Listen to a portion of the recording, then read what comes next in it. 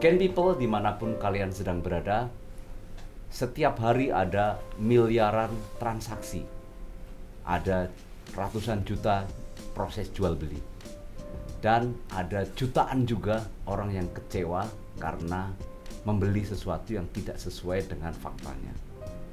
Nah, ini sebetulnya ada badan negara yang bernama Badan Perlindungan Konsumen Nasional. Nah, pagi ini hadir bersama kita, bersama Genpi.co, Pak Muhammad Mufti Mubarok. Beliau adalah Wakil Ketua Badan Perlindungan Konsumen Nasional. Selamat pagi Pak Mufti. Pagi Mas Apa Don, kabar? siap. Alhamdulillah. Ini sahabat lama ini dengan kita. Kita jumpa lagi nih. Hari ini kelihatan cerah sekali Pak. Wah, mantap. Ada kabar apa ini tentang BPKN? Ya, kita lagi berjuang untuk jadi badan mandiri kan gitu, karena supaya independen kita lebih kuat dan kita punya kewenangan yang lebih exciting lah di masyarakat kan gitu. Sehingga Ya. Sebelum ke sana Pak Mufti, Iya. mungkin para Gen people yang ada di manapun kalian berada mungkin perlu tahu siapa nih sosok yang ada di depan saya ini. Silakan mungkin Pak Mufti bisa memperkenalkan dulu lahir di mana, kapan lahirnya. Kelihatannya wajahnya itu masih 30 tahun gitu. Ya, terima kasih Gen People. Jadi perjalanan panjang sampai Jakarta tentu kita lalui kan gitu. Artinya kami dari kampung nun jauh di sana, Lamongan. Kalau orang bilang Lamongan kampung kan gitu. Ada yang bilang Orla Atau Orla. Orang Lamongan. Orang Lamongan. Atau Bangladesh biasanya. Bangsane Lamongan Deso kan.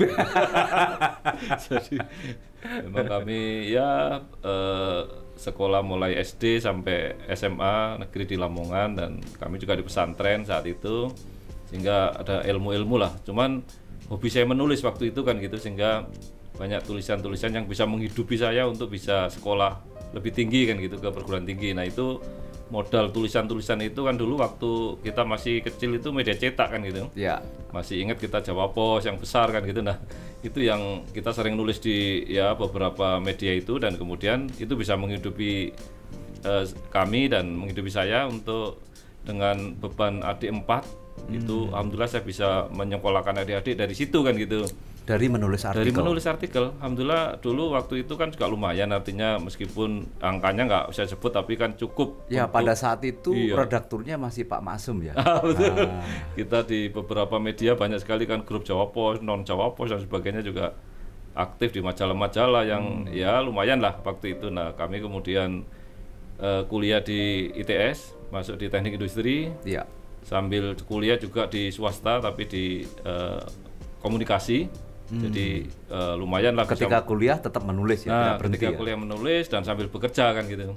Artinya itulah awal dari kami akhirnya masuk Surabaya Pos, kemudian setahun bisa masuk di Jawa Pos kan gitu, dengan masuk di holding lah kan gitu, di perusahaan, di manajemen. Nah, dari mulai urusan cetak menyetak sampai urusan penerbitan itu akhirnya ya lumayan lah kita bisa eksis di memang cita-cita di media kan gitu. Nah, dari situlah kemudian Dari hobi menulis itu saya dengar menghasilkan berapa puluh buku. nah ini itu yang gimana ceritanya? saya, alhamdulillah dapat rekor muri kan gitu, penulis tercepat terbanyak kan gitu. Jadi Ada ini berapa lumayan. banyak? Ada hampir 100 sekarang kan gitu, sudah 100 itu buku dibuat dalam berapa lama? Ya ada yang setahun bisa melahirkan 10, ada yang 5, dan yang penting pokoknya harus bestseller kan. Ketika seorang penulis buku ya tentu harus bestseller kan gitu. Nah, kami juga ngajar sebagai dosen ketika waktu itu, ngajar di Airlangga kan gitu, karena kami alumni situ. S2-nya saya di S2-nya di UNER, S3-nya juga di UNER kan gitu, di studi pembangunan. Jadi ilmu yang saya cari ini yang agak unik kan gitu, dan Iya. itu membuat Sebentar Pak, Iya. itu ada kaitannya nggak dengan perlindungan konsumen, ilmu yang Bapak pelajari di kampus? kebetulan rumpun perlindungan konsumen ini kan rumpun ekonomi kan gitu. Iya. Artinya masuk di apalagi studi pembangunan sangat terkait dengan persoalan-persoalan konsumen. Nah, Iya. kami juga kebetulan kuliah hukum lagi kan gitu, supaya jadi lawyer juga, supaya kita punya kuat, karena soal perlindungan itu kan ada faktor hukum dan faktor ekonomi, ada transaksi, ada justifikasi kan gitu. Iya. Dua hal itu yang saya kira harus melekat pada ini pada pelindungan konsumen karena kasus-kasus yang muncul sangat banyak sekali dan kita juga harus memberikan kepastian hukum kepada konsumen karena konsumen ini adalah sejumlah penduduk Indonesia 272 juta penduduk kita ya itu konsumen kita kan gitu dan itu masalahnya banyak sekali mulai ujung rambut sampai ujung kaki mulai pacaran sampai mati kan gitu. Kalau pacaran itu contohnya gimana kok? Ya kalau pacaran kemudian ada janji-janji yang tidak jelas misalnya. Janji-janji gombal itu termasuk bisa kalau di sebenarnya soal kalau itu. Yang gombal-gombal itu masuk dan namanya adalah janji-janji terkait hati-hati ya. Itu bahaya sebenarnya. Kalau saya menjanjikan kepada si misalnya pacar kita misalnya nanti kalau dengan nikah dengan saya akan saya belikan rumah kan gitu. Nah ketika prakteknya kok nggak dibelikan rumah, saya belikan emas, saya macam-macam lah. Ketika prakteknya nggak dibelikan sebenarnya kalau itu direkam menjadi perjanjian kan gitu karena itu mengikat. Ketika berucap dan didokumenkan maka itu namanya praklausa baku kan gitu kalau dalam undang-undang perlindungan konsumen itu sudah dicatat. Ketika marketing misalnya menyampaikan Pak nanti akan rumah yang kita bangunin nanti ada kolam renangnya Pak, kolam renangnya warna-warni kan gitu, kolam renangnya bisa menyelam 2 meter misalnya kan gitu, kolam renangnya dingin Pak, panas. Ternyata ketika kita ke sana, kolam renangnya kok kecil, kemudian kok gak ada panas dinginnya misalnya kan gitu lah, itu sudah masuk menjadi janji-janji palsu kan gitu. Itu masuk undang-undang dan itu bisa disoal dan itu bisa menjadi temuan. Nah seperti kasus Surabaya ketika ada satu pengembang apartemen yang menjanjikan katanya beli apartemen dengan lebar 25 meter persegi misalnya studio biasanya itu ternyata kita cek 22 meter persegi meskipun sudut yang di luar sudah dihitung oh ternyata masih 22 itu artinya tidak sesuai dengan yang dijanjikan dan itu dituangkan dalam perjanjian kan itu misalnya maka dia kena pidana sesuai undang-undang kita. Nah itu sesungguhnya banyak sekali masalah-masalah sebenarnya yang terkait dengan janji-janji kan gitu itu perannya pra transaksi itu banyak sekali karena promosi iklan katanya ini obat bisa kuat bisa putih misalnya kan gitu katanya obat ini nanti kalau diminum ini bisa janji-janji itu yang iklan-iklan itu yang biasanya kalau di medsos apalagi wah dramatis kan gitu artinya sekali kalau itu kemudian tidak sesuai dengan kenyataan maka itu juga masuk pidana. Ini yang masalah-masalah terberat apalagi hari ini kita bom dari medsos ini juga luar biasa gitu. Dan promosinya mereka sekarang menggunakan medsos. Menjual medsos. Nah, perjalanan saya ke sana tentu sebagai dosen, kemudian ya kita pernah masih di media juga, kemudian sebagai orang advokat. Nah, ini menarik untuk kita combine lah menjadi apalagi saya juga pelaku usaha atau di pengusaha kan gitu sehingga menurut saya pilar-pilar ini menjadi kekuatan untuk bisa memberikan badan ini lebih kuat kan gitu menjadi lebih punya naik kelas lah sampai selama ini kan lembaga ini kan masih dipimpin orang pemerintah kan gitu. Nah kita sekarang orang ya dalam tanda kutip aktivis lah kan gitu misalnya. Tentu kita mewarnai sesuatu yang berbeda lah. Sebagai badan seharusnya ini kan independen langsung di bawah presiden. Nah sekarang ini positioningnya seperti apa Pak? Ya memang kita independen langsung SK kami presiden, kita diangkat presiden, tetapi bahwa tugas-tugas kami ini masih ada unsur pemerintah di sini dan artinya kami juga masih dalam tanda kutip nebeng anggaran di Kemendak kan gitu. Jadi mudah-mudahan tahun ini kita sudah ingin mandiri, badan mandiri dan kita punya power lah yang lebih sehingga bisa seperti KPK, kemudian seperti lembaga-lembaga yang lain yang secara kemandirian Komnas HAM misalnya itu powernya kuat, lembaga yang lain yang memang seperti bencana alam itu juga kuat kan gitu, BNPB misalnya. Nah seperti itu harapan kita mudah-mudahan di setahun 2 tahun ini kita kalau bisa, dilihat dari persoalan yang dihadapi dan yang harus diselesaikan setiap hari dalam 1 tahun itu volumenya kan juga tidak lebih kecil daripada yang ditangani oleh KPK, ditangani oleh BNPB dan sebagainya. Betul. Itu Pak. Ya. Kami tahun 2021 kemarin hampir 2.813 kan gitu kasus yang kita tangani cukup besar dibandingkan dengan Komnas HAM, dibandingkan dengan KPK. Dan ditangani itu selesai tuntas atau 92% tuntas kita selesaikan kan gitu. Jadi kita kalau ada kasus-kasus harus kita selesaikan karena itu tugas kami untuk ibarat orang sakit datang ke BPKN ya harus kita sembuhkan kan gitu, Ya, karena memang harus ya. terpulihkan haknya. Ya, ya, ya. Masalah-masalah yang paling menonjol nomor satu masih sektor perumahan di tahun kemarin, tetapi Nomor satu sektor perumahan. sektor perumahan, nomor dua jasa keuangan, Jasa jasa keuangan, baru nomor tiga sektor perbankan, sektor yang lain kan gitu, termasuk sektor transportasi juga menonjol, sektor e-commerce juga menempati ranking 5 besar kan gitu, dan lain-lain. Ya, Ada 10 sektor. Ya. di era digital, di era online ini kan perdagangan itu semakin mudah. Betul. Dengan marketplace semua orang bisa bertransaksi. Iya. Tetapi kadang orang bertransaksi order di online, tetapi ketika dikirim barangnya tidak sesuai dengan yang diekspektasikan sebelumnya. Nah, ini kan kasusnya ini kan jutaan ini setiap hari, apalagi sekarang hampir semua marketplace di Indonesia setiap tanggal yang sama dengan bulannya, misalnya nanti misalnya nanti 33, 44, 55 dan sebagainya, itu kan selalu booming dengan promosi besar, dengan diskon besar. Nah, itu bagaimana bisa memantau sekian banyak transaksi, Pak? Ya, kalau transaksi elektronik, terutama marketplace, harapan kita, konsep kita yang berikan kepada mereka adalah sistem COD itu. Artinya barang sampai baru dibayar kan, gitu. Jangan sampai ini konsumen atau masyarakat kita seringkali ketika ada iklan-iklan atau iming-iming yang aneh-aneh itu kemudian, langsung transaksi kan gitu. Udah, saya beli aja. Ternyata ini pihak marketplace ini belum register, belum terdaftar, artinya belum melalui proses yang kredibel kan gitu. Tiba-tiba muncul, dan banyak sekali yang katanya handphone sekian dengan diskon sekian. Misalnya kemarin kita nangani Grab Toko misalnya, salah satu contoh yang saya tangani itu, waduh, dalam waktu sekian hari karena iPhone yang dijual kan gitu, dan branding merek, akhirnya orang banyak transaksi sampai berapa itu 5 miliar kan gitu yang transaksi hari pertama, hari kedua. Dan karena namanya Grab yang kemudian niru-niru dengan satu merek yang terkenal itu, maka orang percaya kan gitu. Nah, akhirnya yang menjadi masalah karena banyak orang sudah transfer duluan, ngasih DP, ngasih ini, jumlahnya sampai 5 miliar kan gitu.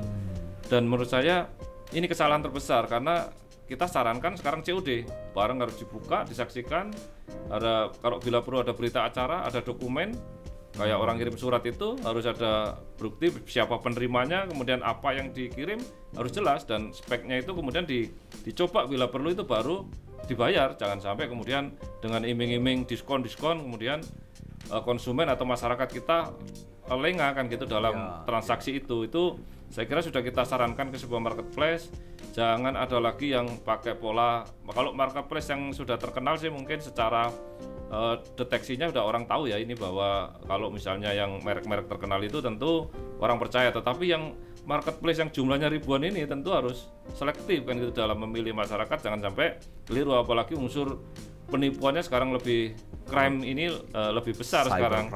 Cybercrime kita sudah menerima pengaduan, tiap hari lelah kita sebenarnya, tapi ya karena tugas kita tentu kita tangani sampai selesai kan gitu. Harus hak konsumen harus terpulihkan dan harus ada kepastian hukum, itu moto kami, dan pemerintah harus hadir karena kami mewakili pemerintah kan gitu. Lebih penting dari itu, Pak, case ini kan tidak bisa dihindari dan akan terus ada karena digital literacy masyarakat kita itu kan masih sangat terbatas. Nah, bagaimana mensosialisasi ke publik, ke seluruh masyarakat Indonesia agar please hati-hati nih kalau bertransaksi menggunakan online, karena ini punya potensi begini dan sebagainya, itu gimana Pak mensosialisasinya?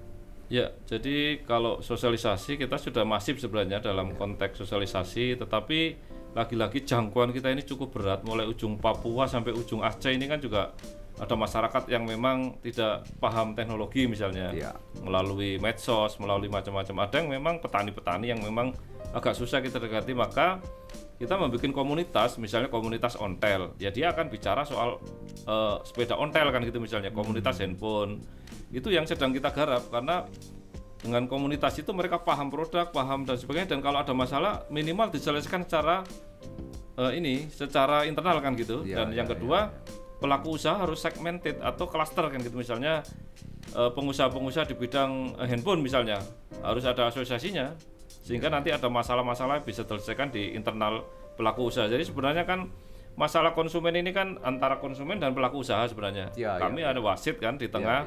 Jangan sampai pelaku usaha sampean harus tanggung jawab kan gitu. Konsumen kamu punya hak, tetapi punya juga tanggung jawab yang harus diselesaikan. Jangan sampai ini lagi-lagi juga konsumen juga sering nakal kan gitu, misalnya ngakal-ngakali juga banyak yang kita temukan kan gitu. Nah, ini seringkali membuat kami akhirnya membuat klaster itu, misalnya klaster tentang mobil itu kan banyak sekali, Vespa, klaster apa-apa, klaster konsumsi makanan misalnya, ini penggemar ayam misalnya, itu orang-orang sudah berkelompok sendiri bikin komunitas. Asuransi misalnya, kita bikin komunitas asuransi. Yang itu minimal dari pengetahuan kita masuk di situ. Kalau kita masuk masyarakat 270 juta ya agak susah kan gitu. Ya, itu tapi kalau segmented, gitu betul itu kita masuk di situ. Dan catatan kita, IPK kita, indeks kepercayaan konsumen, ada parameter kita. Itu sekarang kita sudah 49,07 kan gitu indeksnya kita. Artinya apa? Bahwa kita sudah mampu orang Indonesia ini. Artinya dari berapa angkanya Pak? Angkanya kalau 0 sampai 20 itu masih tergolong sadar kan gitu. Ya kita sudah tengah-tengah 40 sampai 60. Kita sudah sekarang paling atasnya 100 itu masih berdaya, seperti Amerika, seperti Australia sudah dalam kategori, China sudah masuk di situ. Negara-negara Asia masih di kategori kritis kan gitu, di 60 sampai 80. Tetapi bukan soal itunya, bahwa parameter ini adalah ada 3 parameter yang kita ukur. Pertama soal ternyata masyarakat kita itu pinter milih kan gitu. Sebenarnya kalau milih barang pinter, orang Indonesia itu indeksnya sudah tembus angka 60 lebih kan gitu, 65. Karena kemudian preferensi barang, dia memilih-milih barang itu sudah pinter. Kemudian melakukan transaksi ya bagus, orang Indonesia itu udah melek lah terhadap itu. Tetapi ada 3 parameter yang lemah kan gitu, misalnya soal undang-undang. Masyarakat kita nggak ngerti bahwa misalnya ketika marketplace, seperti tadi kasus marketplace misalnya, dia nggak tahu aturan-aturannya itu. Nah itu yang membuat mereka agak lemah kan itu. Kemudian ya tentu yang lain-lain tentang komplain, orang Indonesia itu masih lemah, masih 34 indeksnya kan gitu. Artinya artinya kalau misalnya kalau ada masalah ya sudahlah, orang Indonesia ya sudahlah kan gitu. Yang saya sebenarnya ikhlaskan aja lah, ingin mendorong ibu-ibu sebenarnya, ibu-ibu kalau beli lombok atau beli apa mesti minta apa kan gitu, itu menarik dan dicek semua kan gitu. Jangan sampai kemudian ketika beli dimanapun ya kita itu kadang-kadang ya sudahlah kan gitu, ya sedekahlah nggak apa-apa kan gitu. Tapi itu dalam konteks perlindungan konsumen kan tidak menarik, karena semakin konsumen ini ya sudahlah ya pengusaha ini malah ngelama dalam bahasa Jawanya kan gitu, merajalela seenaknya sendiri kan. Nah ini yang saya kira indeks ini perlu menjadi catatan kita. Kalau dalam case pelaku usahanya yang dirugikan, itu pernah ada case seperti itu apa enggak? Jadi pelaku usaha itu juga konsumen sebenarnya ketika dia menerima barang. Jadi pelaku usaha ini kan produksi, kalau barang kan gitu, kalau jasa ya beda lagi. Tetapi dia menerima barang dari luar, impor kayak atau beli dari perusahaan lain, itu sudah konsumen. Misalnya bahan baku tepung, bahan baku gula dan sebagainya. Ketika mereka sudah berinteraksi, maka menjadi domain konsumen. Nah, dia juga bisa melakukan pengaduan ke kami. Jadi bukan hanya konsumen, tapi pelaku usaha juga menjadi domain kita kan gitu. Artinya pelaku usaha ini kalau sudah menerima transaksi baik bahan baku maupun, karena kan ada B2B juga, perusahaan antar perusahaan, itu juga menjadi domain kita dan berhak mengadu, termasuk masyarakat kan gitu. Jadi di kami ada LPKSM, itu lembaga swadaya masyarakat yang memang tugasnya ya menjadi mengadvokasi masyarakat kan gitu. Kemudian ada BPSK, Badan Penelitian Sengketa Konsumen di tingkat bawah, karena jangkauan Indonesia ini kan dengan sekian banyak pulau nggak bisa kita jangkau dengan nasional kan gitu. Nah itu kalau ada sengketa-sengketa misalnya tentang leasing, itu bisa diselesaikan di BPSK, karena persoalan tarikan motor tiba-tiba di jalan dan mobil dan ada pihak ketiga, itu juga apalagi penjol yang sekarang jumlahnya 3.600 yang ilegal kan gitu. Yang legal cuman jumlahnya 150, sedikit sekali dibanding dengan yang ilegal. Nah ini kan juga apalagi leasing ini kan sekarang lebih ganas karena masyarakat di saat pandemi, di saat ekonomi lagi lesu, tentu ya membayarnya agak susah, apalagi yang ojek-ojek online kan gitu misalnya. Ojol-ojol itu saya kira dengan situasi ini kan kemudian tidak bisa terlalu leluasa untuk membayar. Nah, ini tentu ada fungsi kami ya memberikan kepada presiden supaya ada kebijakan khusus, rescheduling, refocusing dan sebagainya. Dengan kemarin di MK dengan fidusia itu kemudian seperti itu, tentu itu upaya-upaya kami dari pemerintah untuk melakukan langkah-langkah yang supaya melindungi konsumen kan gitu. Kalau kemudian tiba-tiba dipaksa di jalan dan tidak ada solusi, padahal dia sudah membayar misalnya, kan sudah ngangsur selama setahun, kemudian sudah DP, tiba-tiba ditarik, maka harus ada pihak ketiga di rekomendasi kami untuk menyelesaikan itu. Jadi bisa melalui koperasi, bisa melalui perbankan, untuk ya dibelilah kan gitu, supaya jeripaya dari sang ojek online misalnya yang sudah berdarah-darah, berkeringat dan sebagainya itu bisa tercover lah. Dan misalnya kalau sudah dinilai 8 juta misalnya ngangsur motor, ya tentu bisa ditaksir 6 juta lah, yang 2 juta menjadi administrasi dan sebagainya misalnya, kan bisa sebenarnya. Solusi-solusi itu yang kita dengan BPSK, LPSKM untuk mendampingi masyarakat supaya tidak rugi kan. Dan setiap hari ada berapa banyak gitu? Kalau soal leasing ya tahu sendirilah berapa jumlah motor, berapa jumlah mobil, belum yang perumahan yang disegel tiba-tiba dan sebagainya. Sangat banyak sekali faktor ini, dan kita ada 10 sektor yang sangat krusial kan gitu. Perumahan ini yang janji-janji marketing perumahan yang katanya luasnya, katanya nanti ini dekat dengan jalan tol macam-macam, ternyata dalam prakteknya, apalagi pembeli kita ini kan kadang yang penting kan yang murah, enak, kemudian pokoknya dia paling murah aja yang itu, yang harga faktor utamanya. Sementara sebenarnya harga itu kan ya ada nilainya yang nggak halus, kemudian sekedar masyarakat kita itu kan ya itu tadi masih dalam kategori itu kita ini. Nah ini saya kira PR besar kami BPKN untuk terus upaya untuk menyelesaikan kasus-kasus. Kalau flow-nya Pak Mufti, flow-nya dari proses laporan, terus kemudian mungkin penyelesaian atau mediasi penyelesaian, terus kemudian sampai ke eksekusi, itu gimana sih Pak? Flow-nya gimana? Ya, jadi kami melalui aplikasi pengaduan BPKN 153 melalui 153. Android, bisa di-download, atau iOS atau apapun lah aplikasi yang ada. Kemudian masyarakat register. Nah kalau mau mengadu via handphone aja dimanapun bisa kan gitu. Tapi harus register dulu. Register dulu karena kan kami perlu identifikasi kan gitu. Ya, dalam register itu harus mencantumkan nomor KTP-nya dan sebagainya. Ya, identitas nama, kemudian ya standar lah. Identitas itu, kemudian ya kalau sudah aplikasi oke, paling ya 1 menit 2 menit selesai kan gitu.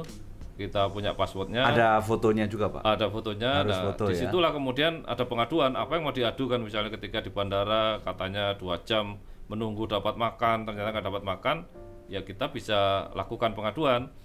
Katanya di nyebut merek nggak apa-apa ini ya? Nah, boleh. Indomart katanya pengembaliannya yang 200 perak diganti permen misalnya kan gitu. Yang kecil-kecil boleh mengadu kan gitu. Katanya macam-macam lah. Kalau janji-janjinya pelaku usaha atau pengusaha kan banyak sekali kan. Katanya nanti ada bonus TV, kalau beli rumah ini dapat sekian, kalau sekian DP sekian dapat sekian. Itu banyak sekali lah dengan diskon-diskon, dengan bonus-bonus. Ternyata tidak sesuai dengan yang dijanjikan. Bisa mengadu ke kami dan kami akan proses. Hamin pertama ketika ada bukti, apa bukti transaksi kayak ada bukti apa pendukung, kita akan keluarkan ini surat perintah untuk penyelesaian kan gitu. Cepat itu kan hitungan hari. Suratnya itu dari kami. Kami akan menyurati BPKN konsumen dari BPKN ke konsumen. Konsumen bisa pelaku usaha, bisa LPKSM, bisa semuanya lah. Pemerintah juga menjadi konsumen. Nah itu kemudian kami proses. Kami panggil, kami mediasi pihak-pihak yang terkait dalam online dispute resolution. Jadi kami juga online kan gitu, bisa menyurati dulu, kemudian kalau nggak datang dengan secara online ya kalau mestinya harus ketemu langsung kan gitu. Kalau bisa diselesaikan secara langsung ya enak, tetapi kalau enggak kami perlu lembaga lain. Misalnya kalau ada pidananya saya minta tolong polisi. Kalau ada unsur yang lain ya misalnya. Dan itu selalu ditindaklanjuti ya? Tindak lanjuti. Kami punya tim khusus lah yang memang spesialis kan gitu, spesialis keuangan, spesialis perumahan, yang pengetahuan hukum dan pengetahuan penyelesaiannya dia sudah paham lah. Kalau sebenarnya kan kayak dokter lah, kita ini udah tahu lah kalau masalah ini ya ini kan gitu misalnya. Kalau nggak mungkin lah, oh ini sakit perut kita kasih sakit kepala kan nggak mungkin gitu. Oh masalah perut ya gini kan gitu. Nah sektor-sektor itu yang sesungguhnya kita tangani dan SOP kita harus 2 minggu selesai kan gitu. Dan 2 minggu harus selesai. Kalau nggak selesai kita limpahkan ke pihak yang terkait. Misalnya kalau ke peradilan ya peradilan, kita jalan di peradilan. Nah, yang menjadi soal ini kan lembaga negara, tapi mungkin dalam sebuah case yang melakukan yang dianggap melakukan pelanggaran itu adalah misalnya lembaga negara, pemerintah, BUMN misalnya. Gimana itu Pak? Itu diselesaikan juga? Menurut saya lebih enak yang pemerintah atau BUMN karena jelas gitu loh siapa pemimpinnya, siapa direktur utamanya. Kami kemudian melakukan inilah semacam investigasi. Ya kalau biasanya kalau BUMN lebih enak karena lebih cepat karena mereka tahu oh ini sama-sama lembaga negara kan gitu misalnya. Dan nilai kerugiannya kan nggak besar. Biasanya nggak terlalu besar kecuali asuransi ya memang sangat besar kan gitu. Nah kalau seperti itu cepat selesai misalnya Garuda tentang refund, tentang tadi keterlambatan pesawat dan sebagainya, maka dengan cepat kita lakukan. Misalnya bank-bank plat merah Himbara misalnya, ada BNI, BRI Mandiri, kami malah ketika kami, Pak ini ada pengaduan, dia langsung datang ke kami malah lebih cepat. Saya akan selesaikan misalnya.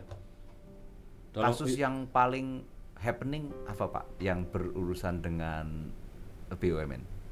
BUMN yang paling penting ya tentu asuransi kan gitu karena paling besar nih 54 triliun angka kerugiannya konsumen sesungguhnya cukup besar kan gitu. Itu yang menginisiasi kemarin salah satunya BPKN ya Pak? Ya kami karena pengaduan cukup masif banyak sekali kan gitu hampir tiap hari dari karena itu konsumen kita ini BUMN juga ada dari Garuda, dari Skopindo, dari macam-macam datang ke kami belum lagi yang konsumen yang langsung ya yang waduh jumlahnya ribuan berkelompok mereka bikin komunitas bikin asosiasi ya mereka nggak bikin saya nggak mau kalau satu-satu tolong bikin asosiasi dulu tolong di asosiasi dulu kemudian masuk ke kami kan gitu jangan sampai kalau jumlahnya katakanlah konsumennya 50.000 ke saya semua kan ya makannya gimana kita tuh servis mereka beliau-beliau itu kan juga kita pusing kan gitu tapi kalau kemudian dia bikin asosiasi korban asuransi misalnya ya kami akan hubungan dengan organisasi itu misalnya kasus yang di Surabaya surat ijo Surabaya seperti itu kita lakukan kan gitu jadi mereka kita minta bikin asosiasi kalau 54.000 semua datang ke Jakarta ya penuh Jakarta kan misalnya kan gitu. Nah seperti itulah kita mengupayakan hal-hal yang sangat inilah supaya masalahnya bisa kita tangani tapi juga persoalan konsumen karena kan konsumen ini sudah rugi kemudian harus keluar biaya untuk transportasi dan sebagainya tentu kasihan kan kita kan harus hadir lebih cepat. Nah seperti itu. Lebih dalam lagi Pak Mufti kadang kan konsumen tidak tahu publik tidak tahu bahwa produk-produk yang dibuat oleh sebuah perusahaan itu dalam rentang waktu yang lama ini akan membahayakan. Oh betul. Nah itu kan ada fungsi preventifnya. Jadi apa yang dilakukan oleh BPKN, misalnya melihat kenyataan seperti ini. Jadi misalnya ini sebetulnya bahaya ini, tapi publik nggak tahu. Betul. Tapi BPKN mungkin sudah melakukan riset, mungkin sudah melakukan penelitian yang ini dalam jangka panjang berbahaya. Apa yang dilakukan melihat seperti itu?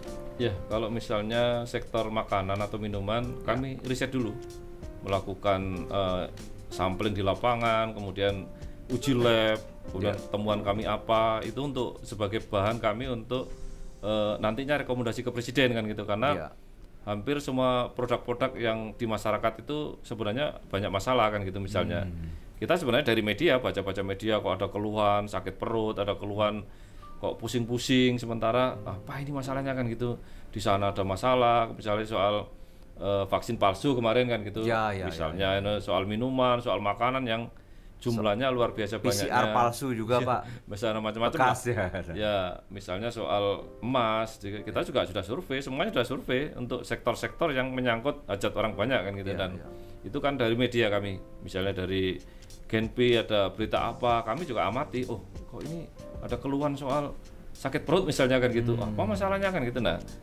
semakin kemudian isu-isu dunia misalnya mikroplastik, nah itu misalnya contoh ketika Aqua ini kan pakai bahan baku plastik. Plastik ini apakah yang asli, apakah yang palsu, apakah yang ini yang daur ulang dan sebagainya, pengaruhnya terhadap air ketika dikonsumsi, ketika masa berlakunya cukup panjang. Ya, dicantumkan misalnya 3 tahun misalnya, mana mungkin air kedaluarsanya 3 tahun misalnya, secara logika aja nggak masuk misalnya. Nah, ketika kena paparan matahari misalnya bagaimana itu juga menjadi bagian dari konsentrasi kami. Ketika dimasukkan di dalam mobil, ya misalnya lebih dari 1 hari udah dibuka, katanya kalau itu di ada mobil, itu sudah mikroplastik. Kami melakukan uji lab seberapa kandungannya itu berbahaya apa enggak kan gitu. Tetapi kan ini menyangkut hajat orang banyak, perusahaan besar dan sebagainya, tentu kita hati-hati kan gitu, karena yang terlibat di situ banyak sekali dalam konteks konsumen, dalam konteks agen-agen kan gitu. Itu tenaga kerja. Misalnya rokok yang tidak boleh, aturannya tidak boleh dikonsumsi oleh anak-anak, tidak boleh dikonsumsi di sekolah, di luar sekolah. Kami kajian-kajian seperti itu dan nyarankan kepada BPOM, kepada Dinas Kesehatan untuk melakukan bikin satgas untuk keliling gitu. Jadi proteksinya kita lakukan sejak awal sehingga tidak terjadi yang eksiden-eksiden yang misalnya kayak kemarin kasus di tronton yang nabrak di Balikpapan ya kalau nggak salah Balikpapan, itu sebenarnya sudah ada aturannya, mobil yang standar ini nggak boleh, sudah 10 tahun harus ini harus seperti itu, sebenarnya ada ISO-nya kan gitu. Aturannya sudah ada, SOP-nya ada, tetapi kan dilanggar, akhirnya ya pasti kecelakaan kan gitu. Sudah bisa dipastikan kalau umur mobilnya udah umur sekian, kemudian perawatannya begini, kayak kasus-kasus kecelakaan pesawat juga kita menjadi perhatian kita gitu loh. Kereta api. Jadi bukan hanya mencari kasus pelanggarannya, tapi juga preventif lah kita. Preventionnya juga bagus, karena tujuan utamanya pasti untuk menjaga konsumen agar mereka itu tidak dirugikan dalam bentuk apapun. Baik, Ken People, menarik sekali diskusi kita pagi ini bersama Pak Mufti Mubarok. Kita ikuti sesi berikutnya.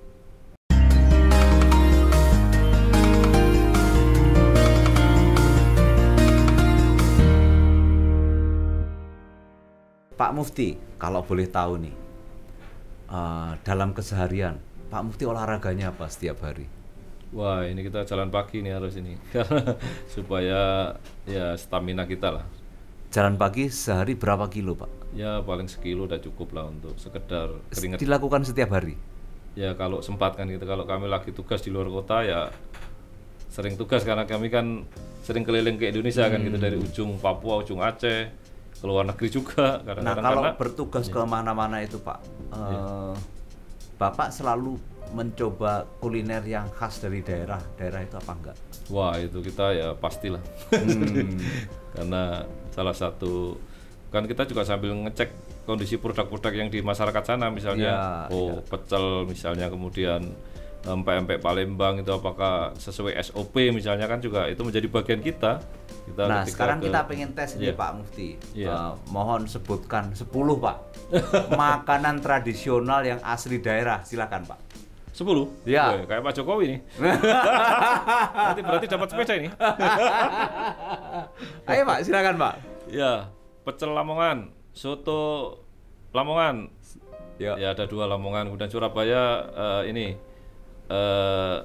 bebek Madura, ya misalnya, kemudian empek-empek Palembang, kemudian mie Aceh 5, kemudian karedok Bandung, ketoprak Jakarta 7, kemudian soto Bogor. Soto Bogor masuk ya? Kalau Makassar Pak? Oh kalau Makassar ya mie titi misalnya kan gitu. Oke. Terkenal, kemudian ini es petung atau es itu pisang hijau kan gitu. Pisang hijau ya. Berapa tadi? Sudah 8. Udah baru 9 Pak. Baru 9. Satu lagi Pak. Satu lagi ya rawon. Surabaya banget ini. Karena kita wong Surabaya jadi apal Surabaya lah. Oke Pak. Ya. Luar biasa. Berarti teruji Iya. kalau di daerah itu selalu mengkonsumsi kuliner lokal, kuliner tradisional. Nah Pak, kalau soal minuman, Iya. memilih kopi atau teh? Kami teh kan gitu karena tidak perokok, kami nggak terlalu hubungan kopi dan rokok ini kan ada hubungan, tapi karena kita bukan perokok jadi teh aja kan gitu. Iya. Jadi Faktor U. nggak suka kopi memang dari dulu.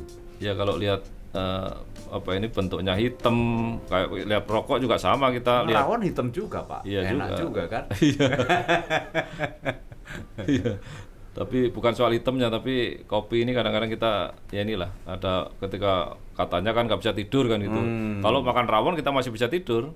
Bener, kalau kita kopi asli kita nggak bisa tidur, memang ini pusing kan gitu. Seperti karena nggak pernah minum, mungkin kalau minum tiap hari ya aman kan, itu kan juga faktor pemilihan kita, choice kan gitu, pilihan kita. Iya. Pak Mufti, kalau soal selera musik sekarang, Waduh ini. nah ini ya. Kita pasti dangdut ini. Udah nggak ada pertanyaan kalau gitu Pak.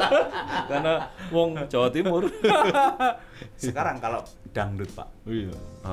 artis dangdut yang menurut Pak Mufti paling keren. siapa, Waduh. Masih Maroma kalau orang Madura. Roma Irama. Kalau yang faktor kolonial masih yang lama kan gitu. Kalau yang baru-baru ya banyak kan gitu. Hafal lagu-lagunya Roma Irama. Wah, agak lumayan kan gitu. Karena memori kita hanya itu waktu kecil kan gitu. Di pondok pesantren kan. Yang paling menarik dari lagunya Haji Roma apa Pak? Yang judulnya apa? Ya mungkin bujangan atau begadang gitu-gitu aja. Pokoknya hubungan dengan kehidupan lah. Luar biasa. Kalau musik lain Pak, misalnya anak-anak muda sekarang itu kan suka R&B, ada yang suka jazz, ada yang suka pop, ada yang suka klasik. Iya. Itu musik-musik modern itu apa yang paling masuk di Pak Mufti? Ya karena kita sebagai konsumen seni ya suka menikmati kan gitu, sekedar untuk menikmati tapi bukan sebagai penyanyi kan gitu. Meniru-niru kan kita agak susah karena logat kita ini kadung medok, orang Surabaya ini kan logatnya nggak terlalu bagus kan gitu. Kalau jadi presenter biasanya kejebak di medoknya itu kan gitu. Kita kadang-kadang tahu diri lah. Pokoknya ya semua musik asik kan gitu. Nah itu sebagai. Tapi yang paling asik tetap dangdut ya Pak. Ya pasti dangdut sama pop lah kedua kan gitu. Baik Pak Mufti, terima kasih banyak diskusi kita yang menarik pagi ini. Semoga BPKN ke depan makin sukses, makin mandiri, makin kuat, makin melindungi konsumen Indonesia, makin melindungi masyarakat Indonesia dari segala bentuk transaksi yang merugikan, sehingga menjadi fair play. Jadi antara penjual maupun pembeli itu sama-sama mendapatkan benefit yang seimbang. Jadi kita punya tagline pelaku usaha atau produsen bertanggung jawab, konsumennya cerdas, pemerintahnya hadir. Insya Allah persoalan transaksi-transaksi tadi nggak ada terlalu banyak masalah kan gitu. Oke, luar biasa. Konsumen harus tanggung jawab, jangan sampai tadi itu dalam tanda kutip tidak sesuai dengan yang disesuaikan dengan konsumen kan gitu. Yang harapan kita seperti itu.